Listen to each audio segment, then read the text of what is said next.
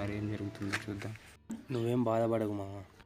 ఆయన పడ్డ కష్టం ఏ పేద మధ్యతరగతి విద్యార్థి కూడా కష్టపడకూడదని దీ మిషన్ను స్థాపించి కొన్ని వేల మంది విద్యార్థులకు అండగా నిలబడి ధైర్యాన్ని ఇస్తున్నాడు. అవునా? ఎవరైనా? ఏడుకొండల మామ సార్ పేరు. యూట్యూబ్లో 7 years సపోర్ట్. అవునా?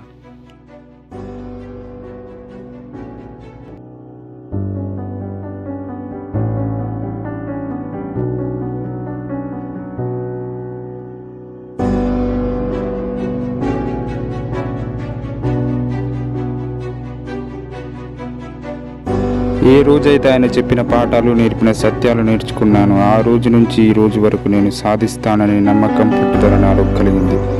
నాలాంటి ఎందరో పేద విద్యార్థులకు ఏడుకొండల మాస్టర్ ఒక స్ఫూర్తిదాయకం.